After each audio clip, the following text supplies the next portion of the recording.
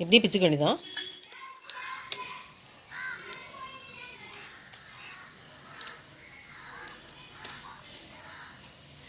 வாழைப்பூ வந்து பிச்சு பழகினவங்க ஈஸியாக பிச்சிடலாம்.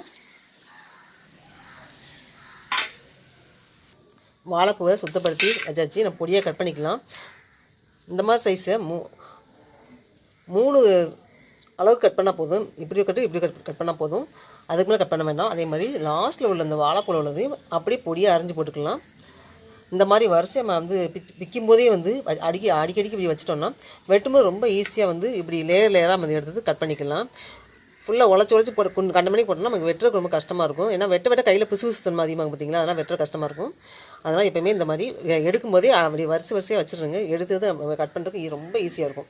நான் இப்படி தான் செய்வேன். அப்போ சீக்கிரம் வெட்டி முடிக்கலாம். அதே மாதிரி வாழைப்பூ கட் பண்ணதை வந்து தண்ணிக்குள்ளே தான் போடணும். சும்மா வந்து வச்சோன்னா கருத்து போயிடும். இந்த மாதிரி தண்ணிக்குள்ளே போட்டு தான் அதுக்கப்புறம் தான் பொரியல் வந்து செய்யணும். லாஸ்ட்டில் இந்த மாதிரி பொடியானவொன்னா வந்து பிக்க தேவையில்லை. அதை சேர்த்து கட் பண்ணிக்கலாம். ஃபுல்லாகவே வந்து பொடியாக அரைஞ்சி போட்டுக்கலாம். ஃபுல்லாகவே இதை ஃபுல்லாகவே வாழைப்பூ நல்லா சுத்தப்படுத்தி வச்சாச்சு. இப்படி வரிசையாக வந்து அடுக்கி வச்சுக்கணும். அப்போ தான் கட் பண்ணும்போது ரொம்ப ஈஸியாக இருக்கும். அது மாதிரி லாஸ்ட்டில் அடியில் போனோன்னு இந்த பொடியாக ஆயிரும் பார்த்தீங்களா, நம்ம வந்து பிச்சு போட்டதுக்கப்புறம் இதையும் வந்து ஃபுல்லாகவே கட் பண்ணி போட்டுடணும் உள்ளேக்கே பொரியல் செய்யும்போது. அதே மாதிரி வாழைப்பூ வந்து தண்ணிக்குள்ளே தான் போடணும். வெறும் தட்டில் வச்சோன்னா கருத்து போயிடும் பொரியல் பண்ணுறக்குள்ளேயும். வாழைப்பூ பொரியல் செய்யறதுக்கு